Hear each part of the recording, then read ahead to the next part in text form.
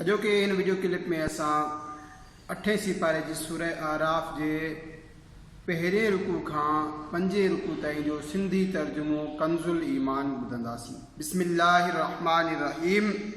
ए महबूब, हिकु किताब तुंहिंजी तरफ़ नाज़िल कयो वियो, पोइ तुंहिंजी दिलि उन खां रुकजणु न घुरिजे, जीअं तूं उन सां ड्रेजारी ऐं मुसलमाननि खे नसीहत आहे। ए इंसानो, उन ते हलो जेको तव्हांजी तरफ़ तव्हांजे रब वटां नाज़िल थियो ऐं उनखे छॾे ॿियनि हाकिमनि जे पुठियां न लॻो। तमामु थोरो सम्झो था ऐं केतिरा ई ॻोठ असां तबाह कया, पोइ उन्हनि ते असांजो अज़ाब राति जो आयो, या उहे ॿिनि पहरनि जे वक़्तु सुतल हुआ, पोइ उन्हनि जी ज़ुबान खां कुझु बि न निकितो जॾहिं असांजो अज़ाब उन्हनि ते आयो, मगर उहो ई चवणु लॻा त असां ज़ालिम हुआसीं। पोइ बेशक ज़रूरु असां पुछंदासीं जिन वटि रसूल विया, ऐं बेशक ज़रूरु असां सुवाल कंदासीं रसूलनि खां, पोइ ज़रूरु असां उन्हनि खे ॿुधाईंदासीं पंहिंजे इल्म सां, ऐं असां ग़ाइब न हुआसीं। ऐं उन ॾींहुं वज़न ज़रूरु थियणो आहे, पोइ जिन जा पुड़ ॻोरा थिया उहे ई मुराद खे पहुता, ऐं जिन जा पुड़ हल्का रहिया पोइ उहे आहिनि जिन पंहिंजे पाण खे नुक़सान में विधो उन्हनि ज़ियादतियुनि जे सबबु जेकी असांजे आयतुनि सां कंदा हुआ। ऐं बेशक असां तव्हांखे ज़मीन में ताक़त ॾिनी ऐं तव्हांजे वास्ते उन में ज़िंदगी जा सबब बनाया, तमामु थोरो शुक्र करियो था। ऐं बेशक असां तव्हांखे पैदा कयो, पोइ तव्हांजी सूरत ठाहीसीं, पोइ असां मलाइकनि खे फरमायो त आदम खे सजदो कयो, पोइ उहे समूरा सजदे में किरी पिया मगर इब्लीस उहो सजदे कंदड़नि मां न हो। फरमाई, कहिड़ी शइ तोखे रोकियो जो तो सजदो न कयो, जॾहिं त मां तोखे हुकुम ॾिनो हो। चवणु लॻो, मां उन खां भलो आहियां, तो मूंखे बाह मां बनायो ऐं हिन खे मिटी मां ठाहियई। फरमाई, हितां लही वञ, तोखे हक़ नथो पहुचे जो हिते रही वॾाई करी, निकिरी वञ, तूं आहीं ज़िल्लत वारनि मां। चयाईं, मूंखे मोहलत ॾे उन ॾींहुं ताईं जो माण्हू उथारिया वञनि। फरमायाई, तोखे मोहलत आहे। चयाईं, कसम आहे उन जो तो मूंखे गुमराह कयो, मां ज़रूरु तुंहिंजे सिधे रस्ते ते उन्हनि जी ताड़ में वेहंदुसि, पोइ ज़रूरु मां उन्हनि वटि वेंदुसि, उन्हनि जे अॻियां ऐं उन्हनि जे पुठियां ऐं उन्हनि जे सॼे उन्हनि जे खॿे तरफ़ खां, ऐं तूं उन्हनि मां घणनि खे शुक्रगुज़ार न ॾिसंदे। फरमाए, हितां निकिरी वञ, हटायल तड़ियल, ज़रूरु जेको उन मां तुंहिंजे चए ते हलंदो, मां तव्हां समूरनि सां जहन्नम खे भरींदुसि। ऐं आदम, तूं ऐं तुंहिंजी ज़ाल बेहिस्त में रहो, पोइ उन मां जितां वणेव खाओ, ऐं हिन वण जे वेझो न वञिजो जो हद खां लंघंदड़नि मां थी वेंदो। पोइ शैतान उन्हनि जे दिलि में ख़्यालु विधो जीअं उन्हनि ते ज़ाहिर करे उन्हनि जे शर्म जूं शयूं जेकी उन्हनि खां लिकियल हुयूं, ऐं चयाईं, तव्हांखे तव्हांजे रब हिन वण खां हिन करे मना फरमाई आहे जो मतां तव्हां मलाइक थी वञो या हमेशा जी हयाती वारा। ऐं उन्हनि सां कसम खयाईं त मां तव्हां ॿिन्ही जो ख़ैर ख़्वाह आहियां। पोइ उन्हनि खे लाथाईं ठगी सां। पोइ जॾहिं उन्हनि उन्हीअ वण खे चखियो त उन्हनि ते सनन शर्म जूं शयूं ज़ाहिर थी पियूं ऐं पंहिंजे जिस्म ते बेहिस्त जा पन चंबड़ाइण लॻा। ऐं उन्हनि खे सनन रब फरमायो, छा मां तव्हांखे हिन वण खां रोकियो हो ऐं तव्हांखे फरमायो न हुम त शैतान तव्हांजो चिट्टो दुश्मन आहे? ॿिन्ही अर्ज़ कयो, ए असांजा रब, असां पंहिंजो पाण नुक़सान कयो, जेकॾहिं तो असांखे न बख़्शियो ऐं असां ते रहम न कई त असां ज़रूरु नुक़सान वारनि मां थींदासीं। फरमायाई, लही वञो, तव्हां मां हिकिड़ा ॿियनि जा दुश्मन आहिनि, ऐं तव्हांखे ज़मीन में हिकु वक़्त ताईं रहणो आहे ऐं गुज़ारणो आहे। फरमायाई, उन्हीअ में जीअंदव ऐं उन्हीअ में मरंदव ऐं उन्हीअ मां उथारिया वेंदव। ए आदम जी औलाद, बेशक असां तव्हांजे तरफ़ हिकु पोशाक लाथी जो तव्हांजे शर्म जे शयुनि खे ढके, ऐं हिकु उहा जो तव्हांजो सिंगार हुजे, ऐं परहेज़गारी जी पोशाक उहा सभ खां बहितर आहे। हीअ अल्लाह जी निशानियुनि मां आहे जो मन उहे नसीहत पिराइनि। ए आदम जी औलाद, ख़बरदार, शैतान तव्हांखे फितने में न विझे जीअं तव्हांजे माउ पीउ खे बेहिश्त मां कढियाई। लहरायाई उन्हनि जी पोशाक जो सनन शर्म जूं शयूं उन्हनि खे नज़र अचनि।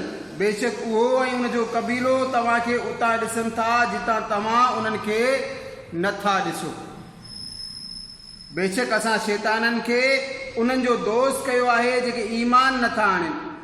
जॾहिं का बेहयाई कनि चवनि त उन ते पंहिंजे अबे ॾाॾे खे ॾिठोसीं ऐं असांखे अल्लाह जो हुकुम ॾिनो ऐं असांखे अल्लाह उनजो हुकुम ॾिनो।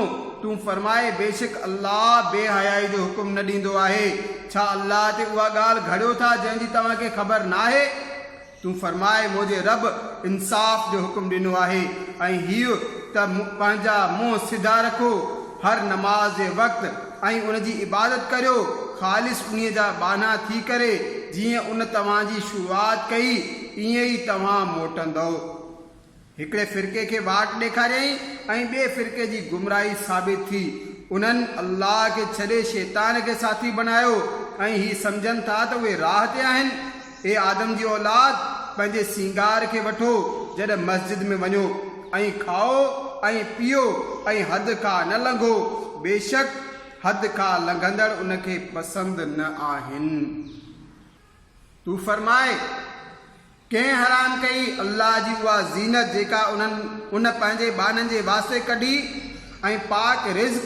तूं फरमाए उहा ईमान वारनि जे वास्ते आहे दुनिया में ऐं क़यामत में त ख़ासि उन्हनि जी आहे। असां अहिड़ीअ तरह आयतूं खोले बयानु कंदा आहियूं इल्म वारनि जे वास्ते। तूं फरमाए मुंहिंजे रब त बेहयायूं हराम फरमायूं आहिनि जेकी उन्हनि मां ज़ाहिर आहिनि ऐं जेकी लिकल ऐं गुनाह ऐं नाहक ज़्यादती ऐं अल्लाह सां शिरक करणु जंहिंजो उन को दलील न लाथो आहे। ऐं हीअ त अल्लाह ते उहा ॻाल्हि चओ जंहिंजो इल्मु नथा रखो ऐं हर उम्मत जे वास्ते वाइदो आहे।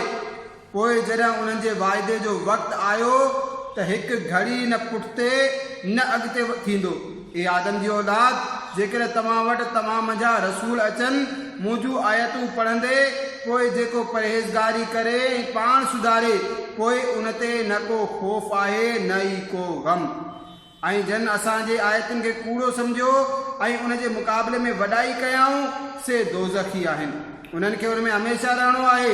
पोइ उन खां वधीक ज़ालिम केरु थी सघे थो जंहिं अल्लाह ते कूड़ घड़ियो या उन जूं आयतूं कूड़ियूं सम्झी उन्हनि खे तंहिंजो लिखियल नसीब पहुचंदो एसि ताईं जो जॾहिं उन्हनि वटि असांजा मोकिलियल कासिद उन्हनि जो साह कढणु अचनि त उन्हनि खे चवंदा काथे आहिनि उहे जंहिंजी तव्हां अल्लाह खां सवा पूॼा कंदा हुयो? चवंदा उहे असां खां विञाइजी विया ऐं पंहिंजे पाण ते शाहिदी ॾियनि था त उहे काफ़िर हुआ। उन्हनि खे अल्लाह फरमाए थो त तव्हां दाख़िल थियो उन्हनि उम्मतुनि में जेकी तव्हां खां अॻु में बाह में वयूं जिन्हनि ऐं माण्हुनि मां।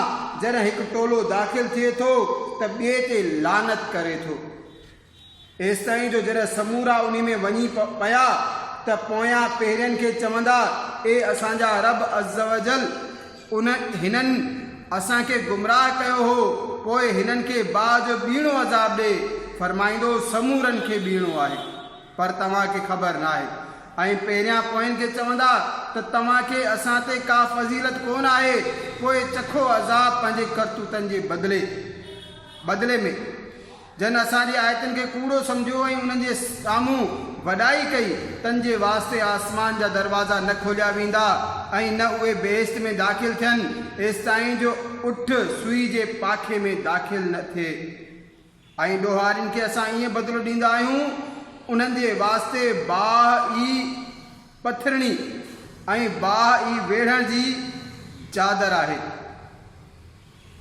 ऐं ज़ालिमनि खे असां ईअं ई बदिलो ॾींदा आहियूं ऐं उहे जन ईमान आंदो ऐं ताक़त आह चङा कमु कयाऊं असां कंहिं ते बि ताक़त खां वधीक बार न विझंदा आहियूं। उहे जन्नती आहिनि ऐं उन्हनि खे उन में हमेशह रहणो आहे।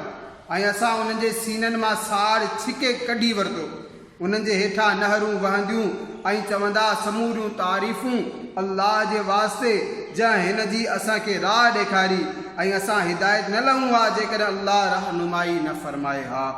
बेशक असांजे रब जे रसूलनि हक़ आंदो ऐं आवाज़ आयो त हीअ जन्नत तव्हांखे विरसे में मिली तव्हांजे अमलनि जो सिलो।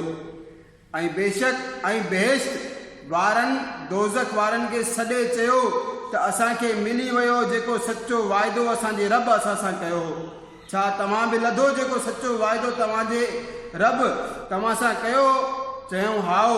ऐं विच में पढ़े घुमाईंदड़ जो आवाज़ आयो, अल्लाह जी लानत आहे ज़ालिमनि ते जेकी अल्लाह जी वाट खां रोकीनि था ऐं उन में ॾिंगाई चाहिनि था ऐं आख़िरत जो इनकार कनि था। बेहिश्त ऐं दोज़ख जे विच में हिकु पर्दो आहे ऐं आराफ़ ते कुझु मर्द हूंदा जो हर हिकु टोले खे संदन पेशानियुनि मां सुञाणींदा ऐं उहे बेहिश्तियुनि खे पुकारींदा त तव्हां ते सलामती हुजे। ही जन्नत में दाख़िल न थिया पर उन जी तमा रखनि था ऐं जॾहिं उन्हनि जूं अखियूं दोज़खियुनि जे तरफ़ फेरायूं वेंदियूं चवंदा, ए असांजा रब असांखे ज़ालिमनि सां गॾु न कर।